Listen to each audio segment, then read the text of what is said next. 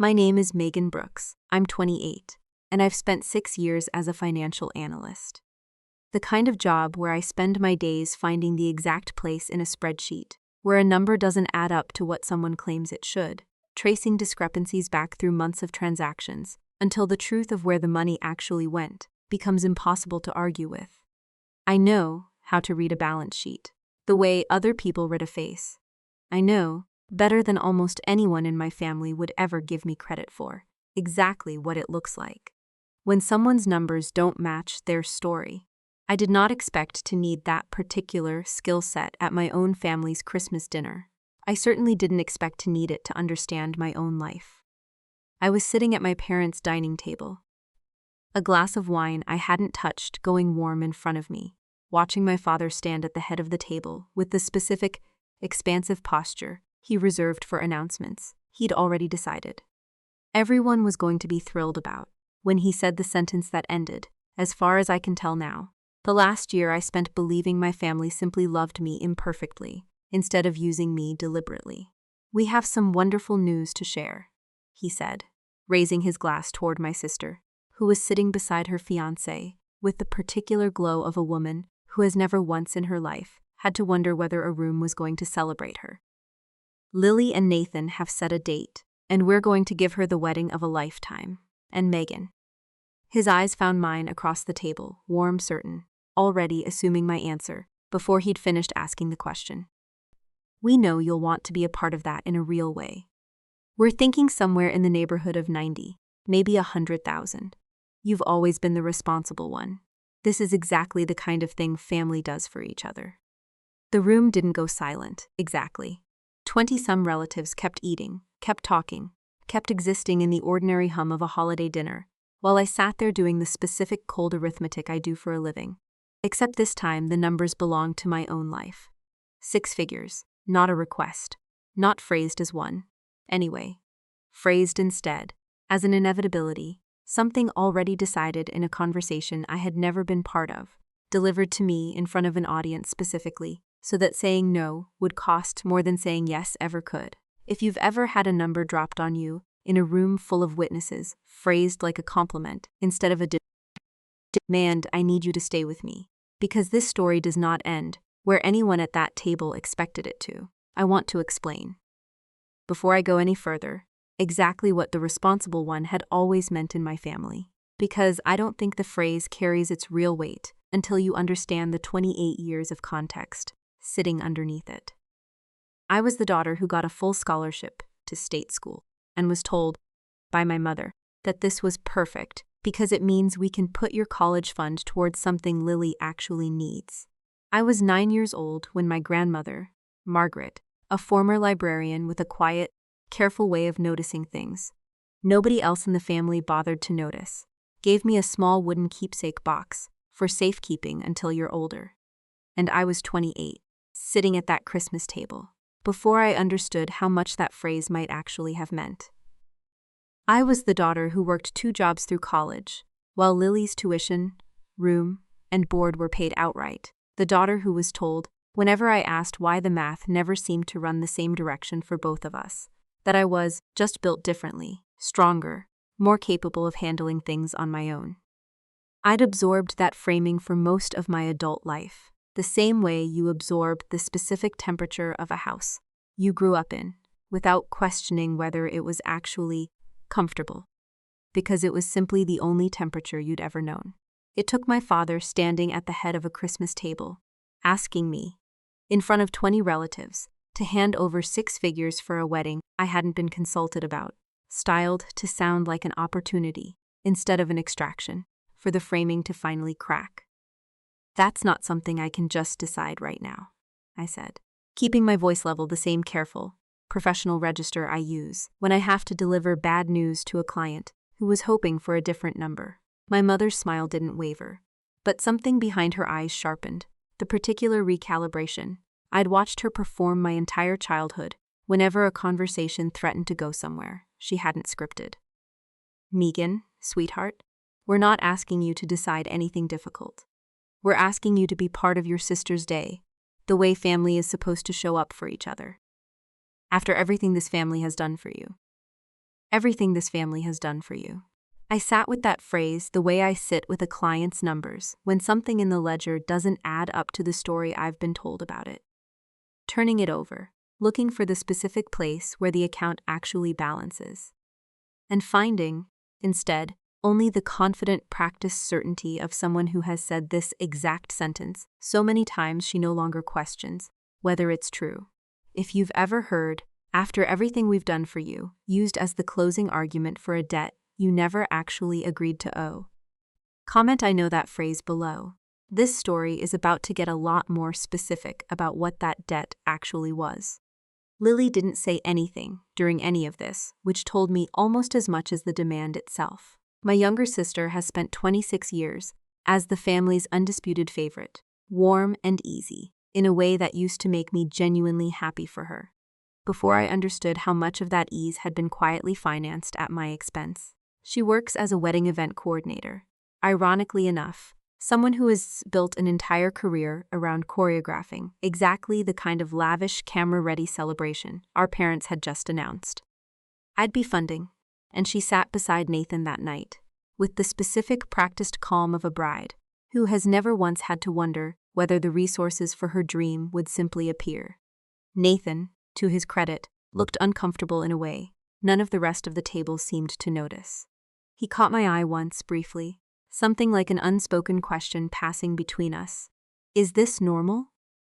Before Lily's hand found his under the table, and his expression smoothed back into the pleasant neutrality of a man who had clearly learned, in the time he'd spent dating into this family, exactly which currents were safe to swim against and which ones weren't. "I need to think about it," I said, which was as much as I was willing to offer in that room, in front of that audience, with my father's expectant smile still fixed in my direction, and my mother's careful, rehearsed warmth doing its quiet work on everyone else at the table, who was watching this unfold, as though it were the most natural request in the world. "Don't think too long," my father said. And there it was. The thing underneath the warmth, the same thing I'd catch glimpses of throughout my childhood whenever I failed to move fast enough in the direction he'd already decided things should go. "This is what family does, Megan. I'd hate for you to make a decision you're going to regret." I didn't answer that. I sat through the rest of dinner doing the math I do every day for a living, except this time the spreadsheet was my own life, and the number I kept landing on, no matter how many times I ran it, was the specific, quiet total of everything I had already given this family, for free, for 28 years, without ever once being asked whether the ledger actually balanced. My Aunt Deborah cornered me by the dessert table before I could make my exit, a slice of pie, balanced on a napkin in one hand, her voice pitched low in the particular register, reserved for opinions she considered helpful. "You know, your father's right," she said, not unkindly, exactly the way people deliver things they've never once questioned. "You've always been the steady one, Megan. Lily's more sensitive. It makes sense that you'd be the one to help carry this." "Sensitive how?" I asked, genuinely curious what specific evidence anyone in this family could point to, beyond the fact that Lily had simply never been asked to carry anything at all. Deborah blinked, apparently not expecting the question to be taken seriously. "Oh, you know. She just feels things more. She always has." She patted my arm, the gesture of someone closing a subject rather than opening one, and drifted back toward the dining room, leaving me standing by a half-eaten pumpkin pie, doing the same cold calculation I'd been doing all night. No one at this table, not one single person, had ever been asked to produce a shred of actual evidence for the story they'd all agreed to tell, about who I was and what I owed. It had simply become true through repetition, the way anything becomes true in a family, if enough people say it often enough, and no one with standing to disagree ever does. I thought, standing there, about the last time I'd tried to push back against that story directly.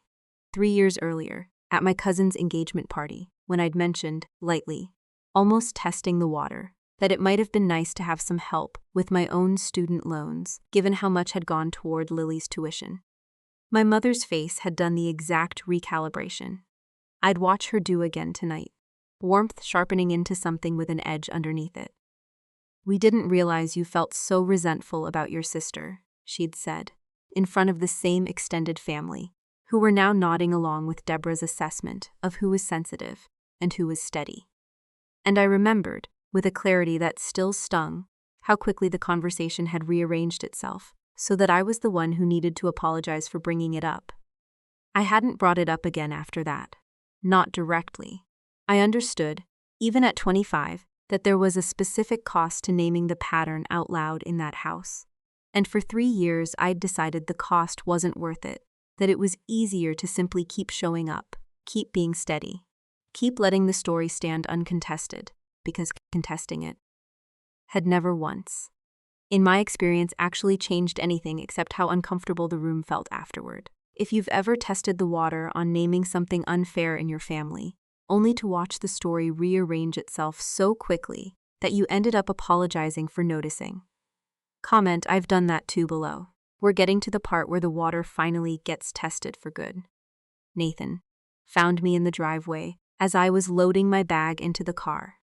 His hands shoved into his coat pockets against the cold, his breath fogging in the porch light. Hey, he said, you heading out? Early flight. I lied, though something in his expression told me he suspected as much as I did that it wasn't entirely true. He hesitated, glancing back toward the house before he spoke again, lowering his voice even though there was no one else outside to hear it. That was a lot in there. The number, I mean. Lily didn't mention anything like that to me beforehand. I think she assumed it was already settled. He paused. Was it? Settled, I mean, before tonight? No, I said. This is the first I've heard about any specific number, or that I was expected to be the one paying it.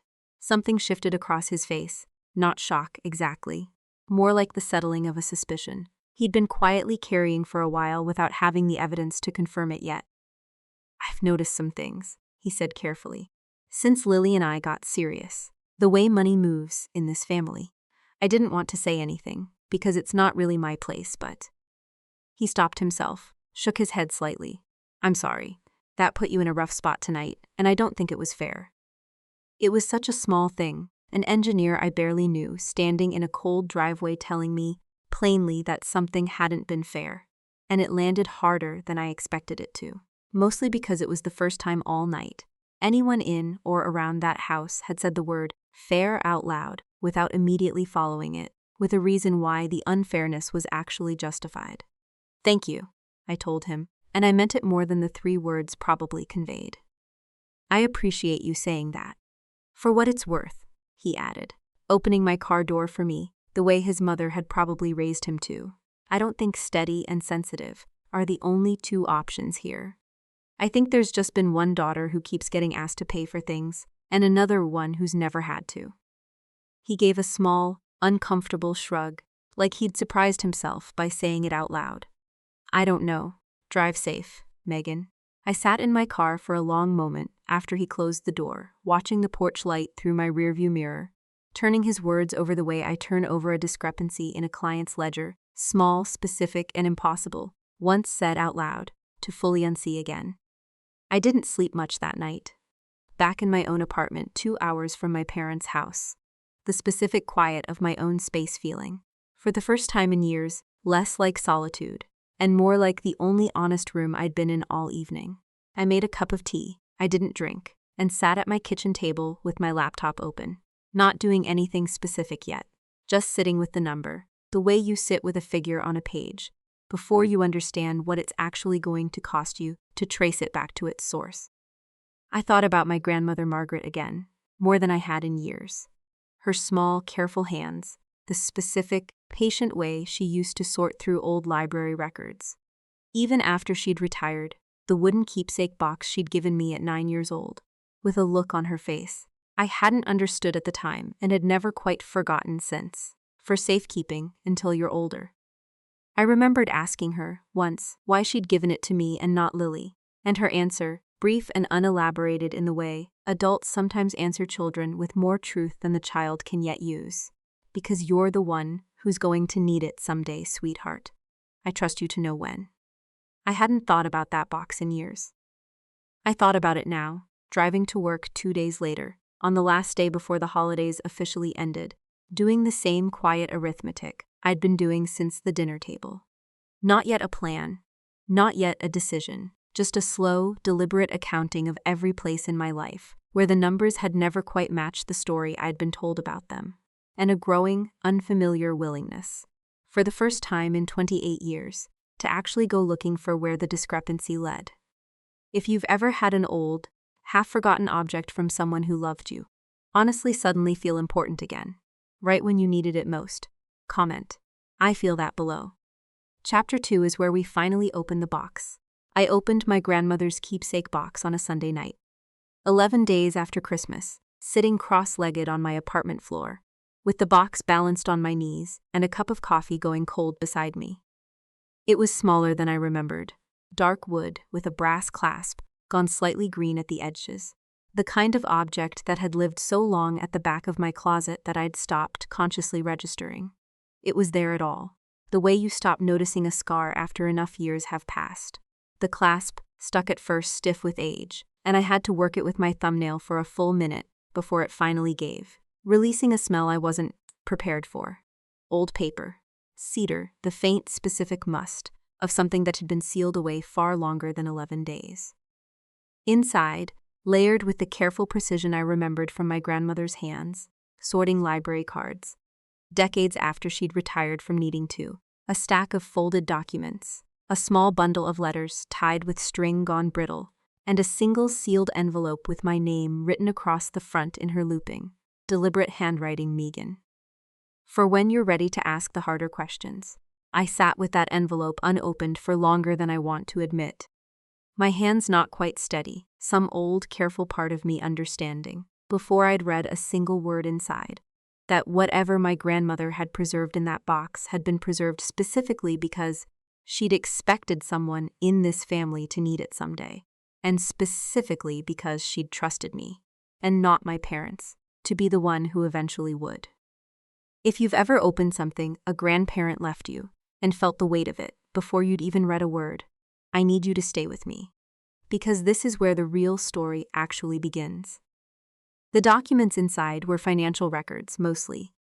Bank statements, photocopied and annotated in the margins, with my grandmother's small, careful handwriting, dated across a span of nearly 15 years.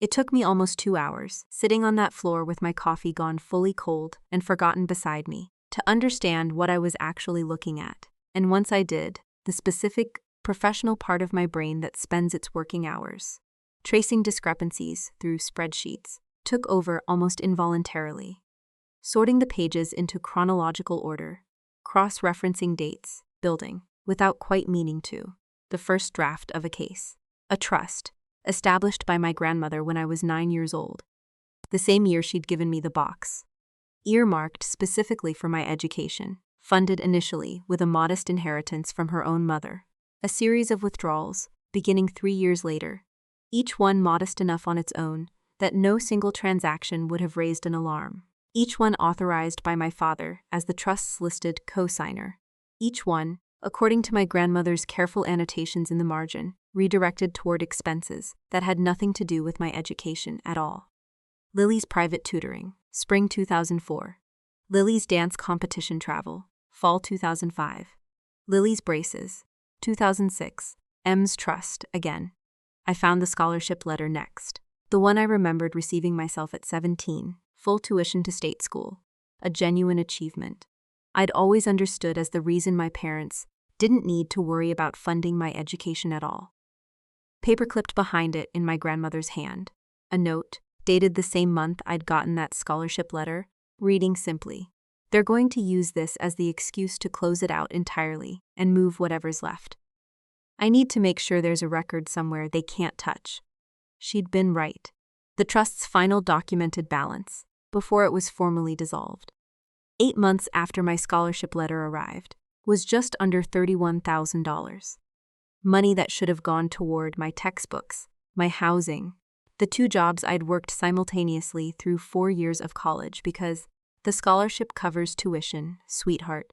The rest is just part of building character. The dissolution paperwork, when I finally found it near the bottom of the stack, listed the funds as transferred to a joint account held by my parents, with no further documentation of where they'd gone from there. No further documentation, that is, except my grandmother's own careful, handwritten ledger, tracking year by year exactly which of Lily's expenses had been quietly absorbed by money that had once had my name on it. If you've ever found proof, in someone else's careful handwriting, of something you'd spent years being told, you were imagining, comment, the receipts don't lie below. We're just getting started. The letters took longer to work through, not because they were financially complicated, but because they were personal. In a way the bank statements weren't. My grandmother's voice coming through in a register I hadn't heard in the 11 years since she died. Most were addressed to no one in particular. The private, unsent kind of letter. A person writes when they need to organize their own thinking rather than communicate it to someone else. Daniel says I'm overreacting, that it all works out in the end, because family takes care of family. I don't think he understands that family takes care of family isn't supposed to mean one child pays quietly for the other's entire life and calls it love. Asterisk. I asked Karen directly whether Megan's trust had been used for Lily's dance program, and she told me I was getting confused about the accounts. I am not confused. I have the statements in front of me. I think she has simply decided that a lie repeated calmly enough eventually becomes easier for everyone to live with than the truth. I want to leave something for Megan that they cannot quietly redirect the way they redirected the trust. The house on Willow Creek was always meant to be hers. I told Daniel that plainly, years ago, before any of this started, and I intend to make sure it stays true no matter what he decides to tell himself about it afterward. I read that last line 3 times, sitting on my apartment floor at nearly midnight, a small property I'd never once heard mentioned in 28 years of family conversation. Suddenly sitting at the center of everything, my grandmother had apparently spent the last years of her life quietly trying to protect. Willow Creek. I didn't even know, reading it that first time, whether the property still existed, whether it had been sold, transferred, folded into some other arrangement the way the trust had been. I only knew, with the same cold, professional certainty I bring to any set of numbers that don't match their story, that I needed to find out, and that I needed help doing it properly. The kind of help that came with a law degree rather than a spreadsheet. I called Olivia Hayes the following Monday, an estate attorney. A colleague had recommended years earlier for an unrelated matter I'd never actually pursued, and I sat in her office 3 days later, with the entire contents of my grandmother's box spread across the table between us, watching her expression shift from polite professional attention into something more focused as she worked through the documents page by page. This is a lot more than a family disagreement about a wedding, she said finally, setting down the trust dissolution paperwork and looking at me directly.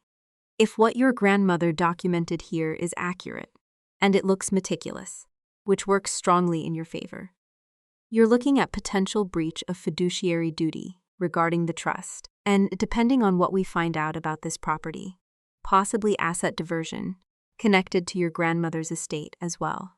I want to be clear with you about what that actually means before we go any further. This isn't a conversation, Nathan, you can walk back easily once you start it. Are you prepared for that? I thought about the Christmas table, the confident, expectant certainty in my father's voice, as he'd named a 6-figure number, like it was a foregone conclusion. My mother's practiced warmth sharpening into something harder. The moment I hesitated to agree, I thought about Deborah at the dessert table patting my arm, closing the subject before it had ever really been allowed to open. I thought about $31,000 in braces and dance competitions and private tutoring, quietly withdrawn from an account with my name on it, while I worked 2 jobs and was told I was simply built differently. I'm prepared, I told her, and I meant it with a certainty that surprised even me, given how uncertain I'd felt. Walking into that office an hour earlier, Olivia nodded slowly, already reaching for a legal pad. Then let's start with the property. If Willow Creek still exists and still has your grandmother's name anywhere on the title history, that's our clearest starting point. Everything else, we build outward from there. If you've ever sat across from a professional who finally, plainly, confirmed that what happened to you wasn't an exaggeration or a misunderstanding, comment I needed to hear that below. We're about to find out exactly what my parents thought they'd gotten away with.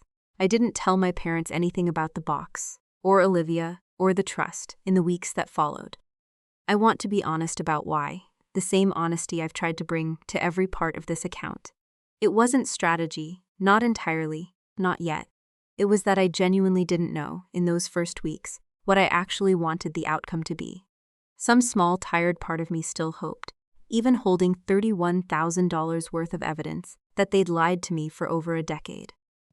That there might be some version of this where my parents heard the truth and simply, finally, made it right without needing to be forced. I know now how naive that hope was. I didn't know it yet in January, sitting across from Olivia while she built a timeline out of my grandmother's careful, decade-spanning documentation, and I think it's important to say that plainly rather than pretend I arrived at every decision in this story with the clarity I have now, looking back. I was still in those early weeks, the same daughter who'd spent 28 years, hoping the math would eventually balance on its own, if I was just patient enough, steady enough, responsible enough for long enough. What changed that hope wasn't a single dramatic confrontation. It was Willow Creek, a name I'd never heard before that box, a property my grandmother had named specifically for me that I was about to discover. My parents had quietly stopped mentioning to anyone at all. Willow Creek turned out to be a small lakefront property, 2 hours north of my parents' house, a modest 3-bedroom cottage my grandmother had purchased outright in the early 90s, back when land in that part of the county still went for a fraction of what it commanded now. Olivia found the title history within a week. Property records are public, she reminded me, which meant this part, at least, didn't require anything more sophisticated than a courthouse visit and a patient clerk. The cottage had been titled solely in my grandmother's name until 18 months before her death, at which point it was transferred through a quitclaim deed into a trust controlled jointly by my parents. No mention of me anywhere in the paperwork. No mention of the earlier promise, the one preserved in my grandmother's own handwriting, that the property had always been meant for me. This is where it gets more complicated. Olivia told me, spreading the deed transfer alongside a folder of medical records she'd subpoenaed with my authorization, records from the final 2 years of my grandmother's life.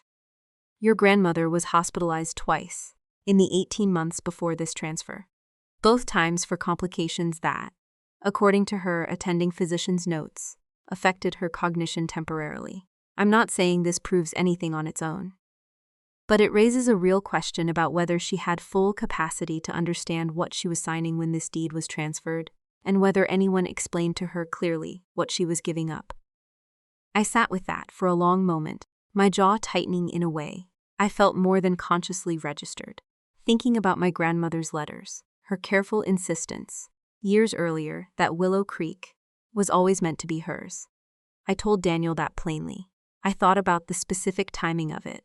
A fragile recovering woman, a quitclaim deed appearing in the gap between 2 hospitalizations, and my father's signature, calm and confident, on paperwork that erased, in a single afternoon, a promise he'd apparently decided he no longer needed to honor. Can we prove she didn't understand what she was signing? I asked. We can build a strong case that she may not have, Olivia said carefully. Whether it's strong enough to unwind the transfer entirely depends on a few more things I need to look into. But Megan, I want you to understand what you're looking at here. This isn't a family disagreeing about a wedding contribution anymore. If this holds up, this is elder financial exploitation. On top of everything the trust records already show, that's not a phrase I use lightly. If you've ever had a professional finally put a real name to something your family spent years calling just how things are, comment, the name matters below. My family was about to find out I had one too. I still hadn't said anything to my parents by the time Lily's engagement party arrived. In late February, a smaller gathering than Christmas, but still populated, with enough extended family that I understood, walking in, exactly what kind of audience I'd be facing if this conversation started tonight instead of on my own terms, in my own time. I'd told myself I would keep watching, keep building the case quietly the way Olivia had recommended, until I had enough to act on all at once, rather than piecemeal. I didn't get to keep that plan for very long. My mother found me near the drink table, her smile doing the same, bright managed work. It always did in rooms full of witnesses. "Have you thought any more about the wedding contribution?" she asked, as though 11 weeks hadn't passed, as though the question had simply been paused rather than left entirely unanswered. "Lily's vendors need deposits soon, sweetheart. We really can't keep this open-ended." "I have thought about it," I said, keeping my voice level. "I don't think I'm going to be able to contribute at the level you're expecting." Her smile didn't waver, but something behind it sharpened, the same recalibration I'd cataloged a dozen times by now. "That's disappointing to hear, Megan. Your father's going to be very hurt." A pause, deliberate, waited. "I hope you understand what that might mean, going forward, for your place in this family." I understood exactly what it meant. It was the same threat my father had made explicit at Christmas, dressed now in softer language, but unmistakably the same math, the same conditional love disguised as disappointment. I didn't say anything about the trust yet, or Willow Creek or Olivia. I simply said, "I understand," and walked away before the conversation could go any further, in a room full of people who had already decided. Without evidence. Which daughter was being unreasonable? I found out 3 days later exactly how far my parents were willing to take that threat. The first sign was a message from my manager, gentle but clearly concerned, asking if I had a few minutes to talk about something that came up. My stomach dropped before she'd even explained further. 9 years of professional instinct telling me, before I had a single fact in front of me, that whatever this was, it wasn't going to be good. "Someone called the front desk yesterday," she told me once we were alone in her office. "Identified herself as your mother said. She was concerned about your judgment and your honesty, and that she thought I should know you'd recently made some," her words, "erratic and vindictive decisions regarding your family." She didn't get specific. I told her that personal family matters weren't something the company involves itself in, and I ended the call.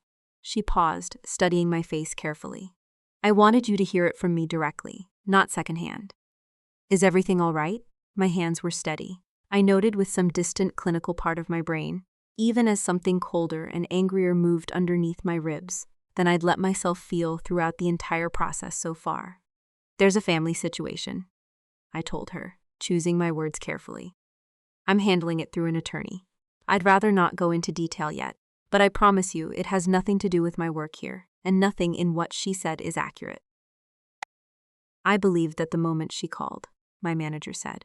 "For what it's worth, 6 years of your work here speaks for itself, but I wanted to flag it, in case anything else comes through."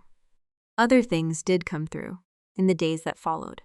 A cousin messaging, to say she'd heard some concerning things, and hoped I was getting the help I needed. An aunt posting a vague, pointed status about ungrateful children who forget everything a family sacrificed for them. Deborah calling my landline, a number she must have dug up specifically for the purpose, to deliver a lecture about loyalty that I let go to voicemail and saved, word for word, in the same folder where everything else now lived. If you've ever watched a family try to burn down your reputation the moment you stopped agreeing to fund their version of events, I want you to know that reaction isn't concern. It's damage control.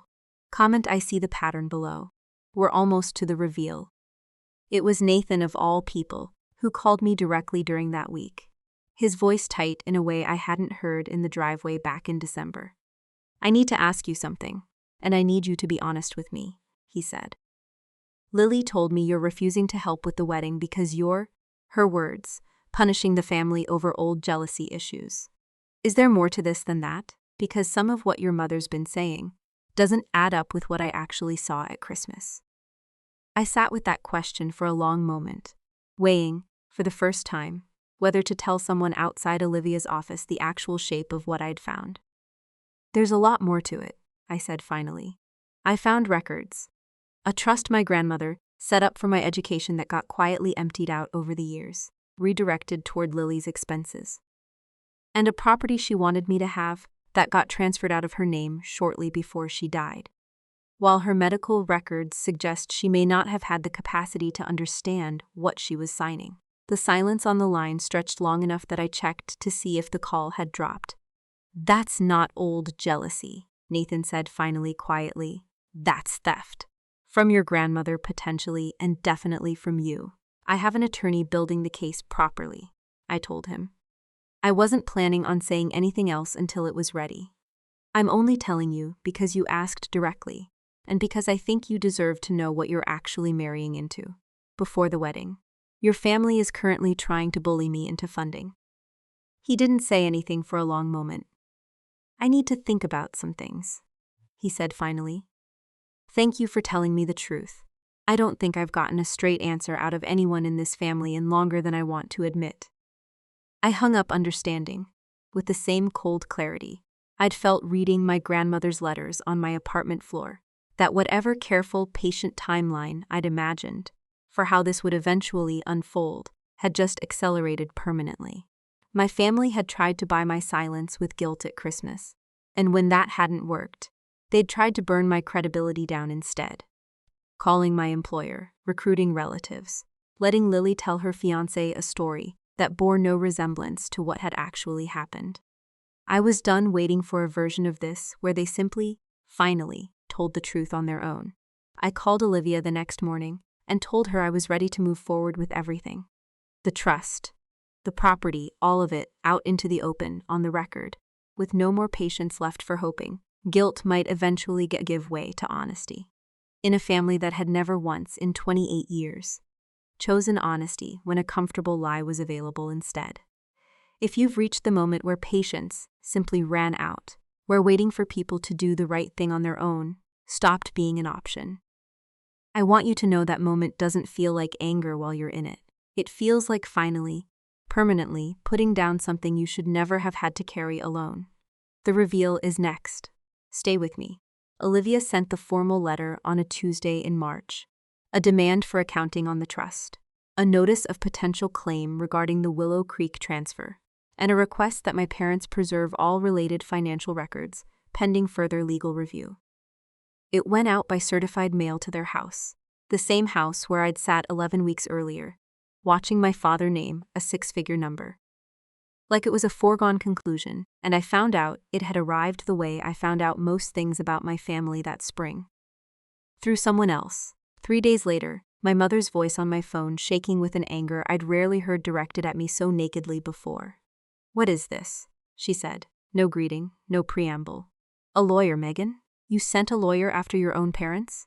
"I sent a lawyer after a trust that was supposed to fund my education and got quietly emptied out for over a decade," I said, keeping my voice level, the same steady register I'd used at Christmas, at the engagement party, in every conversation, since where I'd needed to stay calm while everyone around me wasn't. And, after a property Grandma Margaret wanted me to have, that got transferred out of her name, while she was recovering from 2 hospitalizations that affected her cognition. I'm not asking you anything you don't already know the answer to. Your grandmother wanted to help this family, my mother said, her voice climbing. She would be devastated to see you doing this, turning a private family matter into a legal circus over a house she barely even used at the end.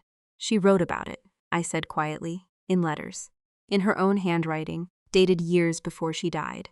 She knew exactly what was happening to the trust, and she was worried it would happen to the property too.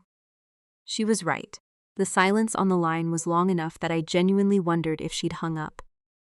"You have no idea what you're about to do to this family," she said finally, low and cold in a way that told me, more clearly than anything else that spring, exactly how much my mother had always understood about what she'd done, and exactly how little she'd ever expected to be held accountable for it. If you've ever had a parent respond to being caught, not with an apology, but with a warning about what your accountability is going to cost everyone else, comment, "That's not remorse" below. We're at the reveal now. Everything comes out into the light from here. My father requested a meeting the week after Olivia formally filed the elder exploitation claim. The first time in the entire process, he'd tried to speak to me directly, rather than routing everything through my mother, or, eventually, through his own attorney. We met at a diner halfway between our 2 houses, neutral ground, the kind of place with vinyl booths and coffee that never stopped refilling. And he looked older across that table than I remembered. Him looking at Christmas, his hands wrapped around a mug he didn't drink from. "I need you to understand something," he said. And for one brief moment, I let myself hope this might be the conversation I'd spent 28 years quietly wanting, the one where he simply, finally, said he'd been wrong. Your grandmother wanted this family to thrive. She would have wanted us to use whatever resources we had to make sure Lily had the life she deserved. I don't think what I did was theft, Megan. I think I made hard calls, the way a father has to sometimes, about how to spread what we had across two very different daughters. One daughter got a trust fund and a house, I said, keeping my voice level even as something tightened hard in my chest. The other daughter got told she was built differently. Every time. She asked why the math never ran her way. That's not spreading resources across two daughters, Dad. That's deciding, over and over, for 15 years, which daughter mattered enough to invest in. His jaw tightened. The same gesture I remembered from my childhood, the specific physical tell of a man approaching the edge of an argument. He'd already decided he wasn't going to lose. You've always had a chip on your shoulder about your sister. I don't know when that started, but I know it's not fair to either of you. Turning this into some kind of courtroom battle, instead of just talking to your family like an adult. I tried talking to my family like an adult, I said. I tried it 3 years ago at Sarah's engagement party, and Mom told everyone I was resentful for bringing it up. I tried it again at Christmas, and the answer was a number and a threat about my place in this family, if I didn't pay it. I'm done trying the version where I ask nicely and get gaslit for asking at all. This is the version where I ask with an attorney instead, because that's the only version anyone in this family has ever actually had to answer honestly. He didn't have a response to that. He sat across from me in that vinyl booth, coffee going cold in front of him, and for the first time in my entire life, I watched my father run out of a script to fall back on. He didn't apologize. I want to be precise about that, because I've turned that diner conversation over more times than I can count since. He simply stopped talking, paid the check without meeting my eyes, and left before I did. And I understood, watching him go, that whatever reckoning was happening behind that silence, it was not going to arrive in words that day, and possibly not for a very long time after, if ever. If you've ever given someone one final, honest chance to simply own what they did, and watched them choose silence instead of accountability, comment, I know that silence below. Almost to the end now. The wedding, as it turned out, did not survive the month. Nathan called off the engagement 2 weeks after our conversation, not because of the money. Directly, he told me carefully, when he reached out one final time, but because of everything the money had revealed once, he'd started looking at it honestly. A family that had spent years building an entire persona and sacrifice while quietly financing it the ref. Through theft from the one daughter, they'd convinced everyone, including themselves, didn't deserve better. I asked Lily directly if she knew where the wedding money was actually supposed to come from, he told me. She got angry that I was asking instead of answering. I think that told me everything I needed to know. Carol Jenkins, the wedding consultant Lily had been working with for months, reached out to me independently around the same time, cautious and clearly uncomfortable, explaining that she'd been told repeatedly throughout the planning process that funds were already secured from a family contribution, vendor deposits placed and confirmed on that basis. When the deposits started bouncing in early April, she'd begun asking harder questions of her own and what she found, piecing together invoices, and conversations over several months, corroborated almost exactly what Olivia had already built a case around. A family that had promised money that was never actually theirs to promise, using my name and my presumed compliance as collateral for commitments I'd never agreed to. I want you to know I'm not upset with you, Carol told me, on the phone, her voice careful. I've been doing this work for over 20 years, and I've seen families do a lot of things to each other in the name of a wedding day. I just wanted you to hear directly that none of this was ever presented to me as something you'd agreed to. It was always presented as already decided, on your behalf, without you in the room. I thanked her, and I meant it more than the words probably conveyed, because it was one more small, unprompted confirmation of something I'd spent months proving with documents and depositions, that I had never actually been asked anything at all. I had simply been informed, in front of witnesses, of a decision that had already been made for me, and expected, the way I always had been, to absorb it quietly. The formal accounting Olivia had demanded came back in May, delayed and incomplete, but revealing enough on its own. The trust's dissolution, confirmed in writing this time rather than inferred from my grandmother's careful annotations, redirected in full toward what the documentation euphemistically called family educational and enrichment expenses, that traced, line by line, directly back to Lily. The Willow Creek transfer, when Olivia deposed the notary, who'd witnessed the original quitclaim deed, revealed a signing that had taken place during my grandmother's second hospitalization. At my father's request, in a hospital conference room, rather than an attorney's office, with no independent counsel present to confirm. She understood what she was signing. The notary's own deposition, when Olivia shared the transcript with me, was its own small gut punch. A woman recalling, under oath, that she'd had a funny feeling about the signing at the time, that my grandmother had seemed confused about what room she was in, that she'd nearly refused to notarize the document until my father had assured her repeatedly that his mother understood everything perfectly. She's just tired.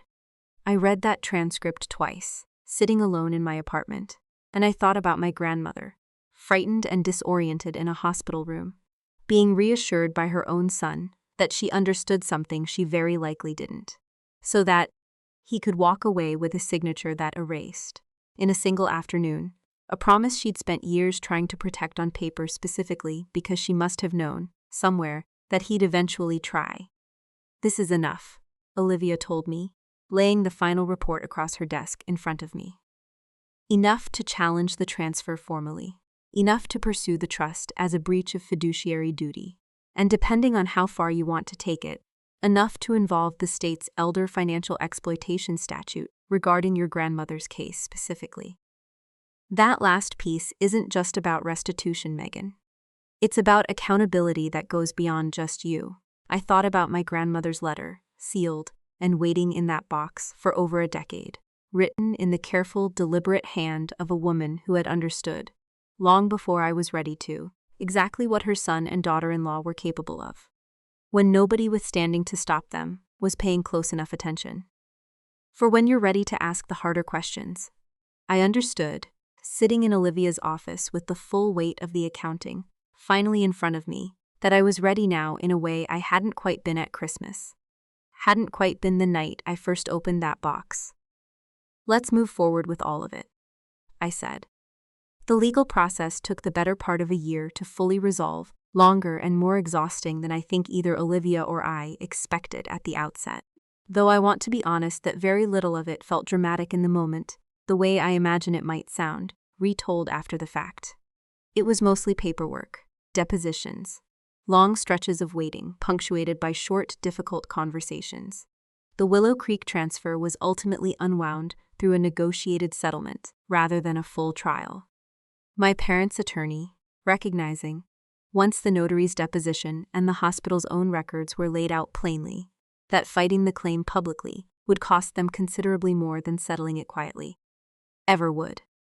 The property came back to me by early the following spring, along with a portion of the trust's original value, negotiated down from what it should have been, but confirmed, finally, on paper, in a way that no family gathering, no aunt at a dessert table, no rehearsed warmth from my mother could ever again talk me out of having actually happened. My father never apologized, not directly, not in any form I'd call genuine. My mother sent a card, eventually, months after the settlement was finalized, its language careful and vague in exactly the way I'd come to expect from her. Regret for how things unfolded, rather than for anything specific she'd actually done, a wish that we could move forward as a family, that conspicuously avoided naming what would need to happen first for that to mean anything real. I didn't respond to it. I didn't need to anymore. The silence, for the first time in 28 years, felt like something I was choosing, rather than something being done to me.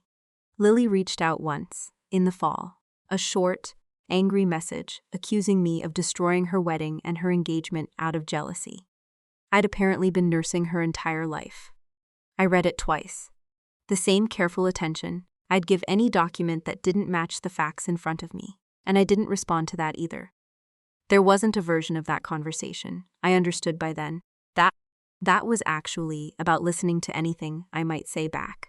If you've ever had to accept that some people in your life are never going to offer the accountability you needed, and that the only way forward is choosing peace without waiting for their permission to have it, I want you to know that's not giving up. It's the hardest kind of winning there is. We're almost at the end. Stay with me. I drove up to Willow Creek myself for the first time in early June, a year and a half after I'd first opened my grandmother's box on my apartment floor. The cottage smaller and more weathered than I'd pictured it from the photographs in the property file, sitting quiet at the edge of a lake that caught the late afternoon light in a way that made it easy, standing there, to understand exactly why my grandmother had wanted this specific place to eventually be mine. I sat on the small dock behind the house for a long time that evening, the same wooden keepsake box beside me, empty now, its contents scattered across a year of depositions and settlement paperwork, but still something I couldn't quite bring myself to leave behind, in an apartment I was already planning to move out of. I thought about the specific, careful arithmetic. I'd spent 28 years learning, without ever once being asked to check whether it actually balanced. I thought about my grandmother's handwriting, patient and certain, preserving exactly the kind of evidence she must have known. Even as she wrote it, she might never live to see used. I didn't get revenge, in the end, not in the way I think the version of me sitting at that Christmas table might have imagined wanting it, watching my father raise his glass to a number I hadn't agreed to. I got something quieter than that, and I've come to understand it as more valuable. I got the truth confirmed on paper in a form no one could ever again talk me out of. I got a small lake house with my grandmother's fingerprints, still somehow present in every careful detail of it. And I got, for the first time in my adult life, a family ledger that finally, actually balanced. Not because anyone gave me an apology I could trust, but because I had stopped waiting for one before I let myself have peace. The greatest victory was never going to be watching my parents lose something. It was learning, finally, at 29 years old, that I had never actually owed them what they'd spent a lifetime insisting I did. The end.